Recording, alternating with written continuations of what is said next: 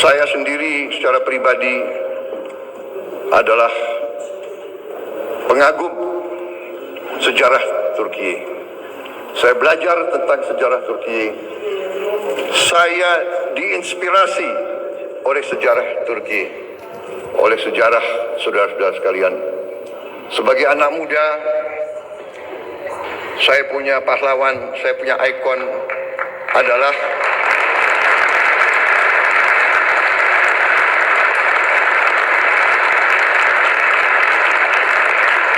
sebagai anak muda, pahlawan saya, ikon saya adalah Mustafa Kemal Atatürk.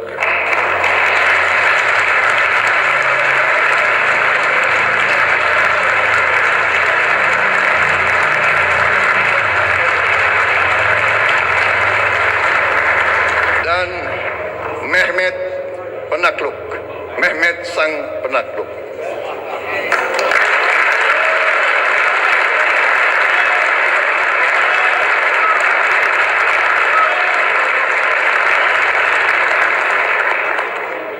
Saudara-saudara sekalian, kalau saudara datang ke kantor saya di Jakarta, kalau saudara datang ke rumah saya di Jakarta, ada patung Mustafa Kemal Atatürk. Di kantor saya, di rumah saya. Merasa kami di Indonesia melihat sikap Turki, kepemimpinan pemimpin Turki yang tegas membela mereka yang lemah, yang tegas membela perjuangan rakyat-rakyat yang tertindas, terutama saudara-saudara kita di Palestina.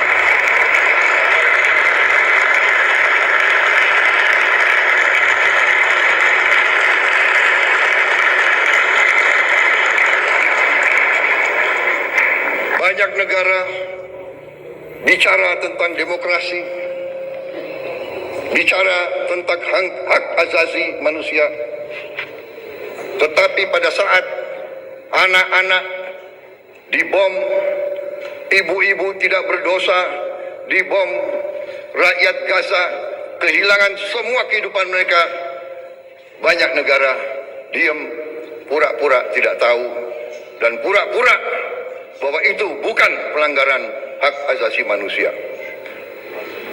Turki punya sikap yang tegas, karena itu kami merasa ingin bersama Turki membela keadilan, kebenaran di dunia yang sekarang penuh ketidakpastian.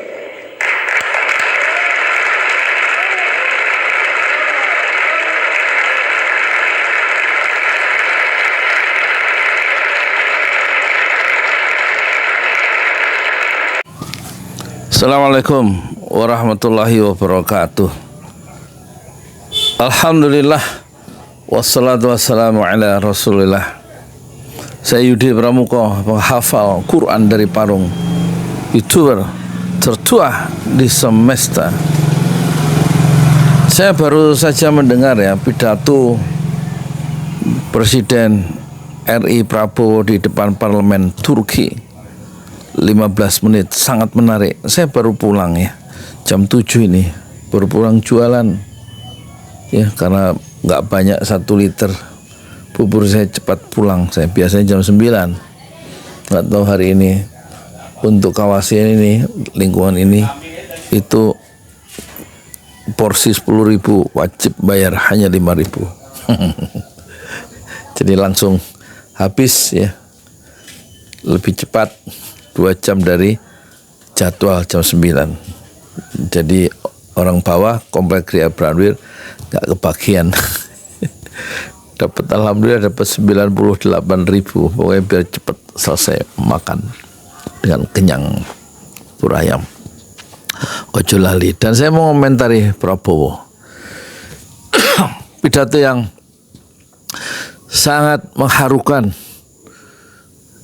dikeluarkan oleh Sekretariat Negara Biro Pers, Media dan Komunikasi itu 10 April berarti kemarin sangat mengharukan, sangat menggetarkan, sangat membanggakan saya sebagai orang Indonesia.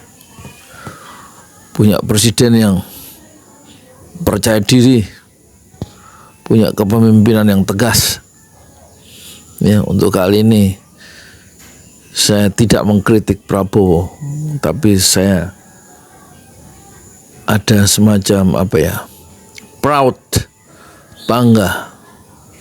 Gitu harusnya presiden tuh, nggak kelemar-kelemar, ya kan? Dan dia mengakui Prabowo itu membaca sejarah Turki katanya. Ada 2 tokoh yang dia kagumi, yaitu Mustafa Kemal Atatürk yang menghapuskan kekhalifahan bulan Maret 2024. Coba itu suara mama. Terus yang kedua Mehmet, ya, maksudnya Sultan Muhammad Al-Fatih itu loh, yang menaklukkan Konstantinopel pada 29 Mei 1453. Itu orang hebat. Dan tentu Prabowo berkali-kali mengatakan Kekaisaran Utsmani dan istilahnya Ottoman, dan dia tidak pernah mengucapkan sepanjang pidato 15 menit itu kekhalifahan Utsmaniyah. Mungkin dia khawatir dengan kata khalifah, kekaisaran, imperium Ottoman. Ya, tentu saja dia harus bangga dengan Turki, karena Turki itu 600 tahun memimpin dunia dan menguasai Eropa. 600 tahun ya. Di saat Indonesia belum pernah memimpin dunia, memang Turki adalah peradaban yang besar. Sebagaimana Prabowo katakan, ungkapan-ungkapan Prabowo dan kesungguhan dia mempelajari secara Turki dan mengungkapkannya kembali hasil bacaan tentang Turki yang gemilang di masa lalu, tentu memantik tepuk tangan yang membahana di ruang parlemen Turki. Jadi memang meskipun pidato dalam bahasa Indonesia dan semua diterjemahkan oleh penerjemahnya dalam bahasa Turki, tampaknya ada jeda antara ucapan yang seharusnya langsung tepuk tangan kalau langsung dalam bahasa aslinya, tapi mungkin penerjemahnya terlambat sehingga tepuk tangan kadang terlambat, dan Prabowo harus menunggu tepuk tangan itu selesai setelah ada delay beberapa detik dari apa yang dia ucapkan, yang memantik tepuk tangan itu karena proses penerjemahan yang memang memakan waktu beberapa detik lebih lambat. Tapi secara keseluruhan kali ini kita perlu memujikan pidato Prabowo ya. Meskipun dia membahas juga soal korupsi, tidak detail bahwa korupsi harus diberantas supaya keadaan lebih baik ekonomi sebuah negara. Tapi ada lagi yang penting, dia katanya di rumahnya di Jakarta, di mana itu, di kantornya ada patung katanya. Patung Mustafa Kemal Atatürk. Ada temannya itu yang gubernur yang senang patung. Kita sayangkan ya, ada patung. Nggak boleh ada patung, harus dikeluarkan patung itu dari rumah Prabowo karena tidak sesuai dengan ajaran Islam. Seni patung tidak berkembang dalam Islam karena memang dilarang oleh Rasulullah Shallallahu Alaihi Wasallam. Patung-patung Sudirman di Jalan Tamrin itu harus diturunkan, patung Soekarno Hatta itu juga diturunkan. Ngapain sih, kayak bukan negara Muslim aja patung di mana-mana ya, patung inilah, patung itulah, patung berdasarkan legenda lah, patung berdasarkan tokoh-tokoh yang historis lah. Nggak perlu ada sebenarnya.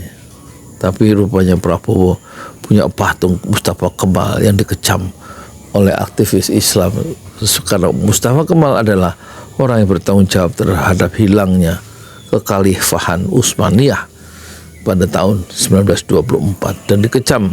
Tokoh itu adalah antek Yahudi katanya begitu, Mustafa Kemal Atatürk. Dan Mustafa Kemal Atatürk adalah idola dari Bung Karno, tapi dihajar oleh Muhammad Nasir Muda dalam polemik-polemiknya sebelum kemerdekaan, ya, dalam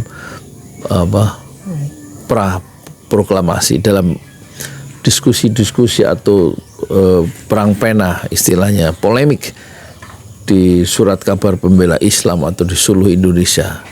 Itu bisa dibaca, ya, betapa Soekarno muda sebelum jadi presiden mengagumi Mustafa Kemal, tetapi Mustafa Kemal tidak disukai oleh eksponen Islam seperti Muhammad Nasir dan Agus Salim. Tapi secara keseluruhan dalam sebuah karya lisan di depan parlemen Turki yang katanya baru pertama sekali Prabowo mengaku inilah pidato pertama di luar Indonesia, pidato di depan parlemen, yaitu di parlemen Turki, dan itu membuat mereka tersentuh, ya, anggota parlemen itu, dan memberikan aplaus terhadap pidato Prabowo yang memang dia pandai untuk membangkitkan emosi sebagai seorang demagog yang sejati. Ya, udah itu dulu, ya. Kita mendokumentasikan catatan harian saya yang saya buat, bukan memakai pena tetapi memakai kamera. Assalamualaikum warahmatullahi wabarakatuh.